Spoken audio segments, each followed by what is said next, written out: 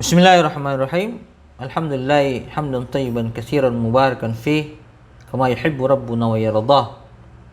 Asyhadu an la ilaha illallah wa asyhadu anna Muhammadan abduhu wa rasuluh.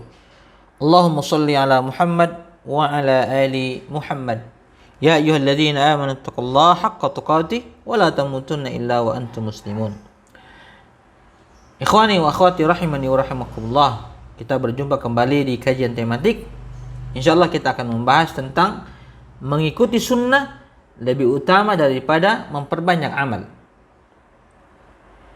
Di antara kaidah yang mungkin tidak banyak diketahui oleh kaum muslimin adalah kaidah isobatus sunnah afdalu min kasratil amal.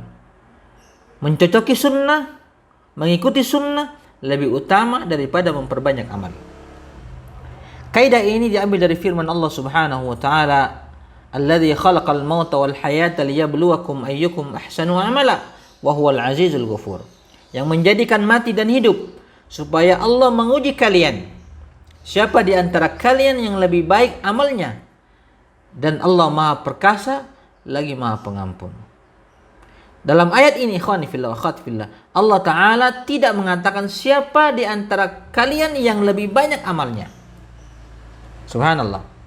Tentang ayat ini Fudail bin Iyad rahimahullahu ta'ala berkata, akhlasuhu wa aswabuhu wa qala innal amala idha kana khalisan wa lam yakun sawaban lam yuqbal wa idha kana sawaban wa lam yakun khalisan lam yuqbal hatta yakuna khalisan sawaban.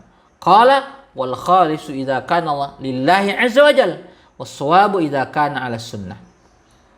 Yaitu amal yang paling ikhlas dan paling benar. Beliau rahimahullah ta'ala menjelaskan sesungguhnya apabila suatu amalan sudah dilakukan dengan ikhlas namun tidak benar, maka amalan tersebut tidak diterima. Dan apabila amalan tersebut sudah benar, sudah mengikuti sunnah Rasulullah SAW namun tidak ikhlas, maka amalan tersebut juga tidak terima. Sampai amalan tersebut ikhlas dan benar. Ikhlas lillahi ta'ala dan benar mengikuti sunnah Rasulullah SAW. Ikhlas jika ditujukan kepada Allah Subhanahu wa taala dan benar jika sesuai dengan mencocoki sunnah Rasulullah sallallahu alaihi wasallam. Ikhwani wa akhwati rahimani wa rahimakumullah. Penerapan kaidah ini bagaimana? Baik. Berikut ini ada contoh-contoh penerapan kaidah ini. Pertama, salat sunnah sebelum subuh atau qobliyah subuh dianjurkan untuk dikerjakan dengan ringkas, tidak berlama-lama, sebagaimana Nabi sallallahu alaihi wasallam mencontohkan serta memerintahkan. Ada orang yang ingin memperpanjang bacaan Al-Quran, misalnya dengan membaca surah Al-Ma'arij dan surah Al-Insan, kemudian memperlama rukuk dan sujud dan memperbanyak doa ketika sujud. Ini orang yang pertama. Orang yang kedua, melaksanakan salat sunnah qobliyah dengan ringkas. Di rakaat pertama hanya membaca surah Al-Kafirun, kemudian di rakaat yang kedua hanya membaca surah Al-Ikhlas. Subhanallah.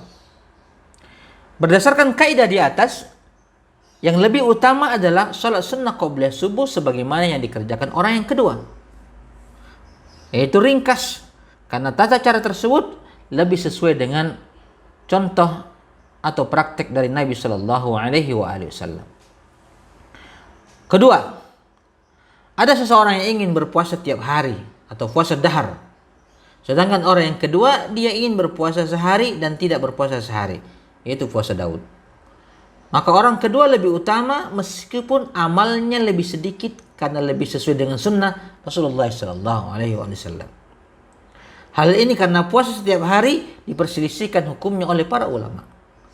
Apakah makruh ataukah tidak? Sedangkan puasa Daud adalah puasa yang dianjurkan Nabi sallallahu alaihi wasallam sebagaimana dalam hadisnya yang sahih, ahabbus siyami ilallahi siyamu Daud. Kana yasumu yawman wa yuftiru yawman. Puasa yang paling dicintai oleh Allah Subhanahu wa taala adalah puasa Daud, yaitu berpuasa sehari dan berbuka sehari. Itu yang ketiga. Yang kedua. Yang ketiga, seseorang melaksanakan salat di belakang maqam Ibrahim setelah tawaf dengan memperpanjang bacaan, memperpanjang ruku dan sujud dan selainnya. Sedangkan orang yang kedua salat di belakang maqam Ibrahim dengan membaca surah Al-Kafirun di rakaat pertama dan surah Al-Ikhlas di rakaat kedua dan melaksanakan dengan ringkas, maka yang lebih utama adalah orang yang kedua. Kenapa? Karena orang kedua itu lebih mencocoki dengan sunnah Nabi Sallallahu Alaihi Wasallam. Artinya dia membangun ibadahnya di atas ilmu sesuai dengan sunnah Rasulullah Sallallahu Alaihi Wasallam. Jadi ikhwani fillah wa akhwati fillah, beribadah itu hendaklah dilakukan, dibangun di atas ilmu sehingga dapat mencocoki dengan sunnah tuntunan Nabi Sallallahu Alaihi Wasallam.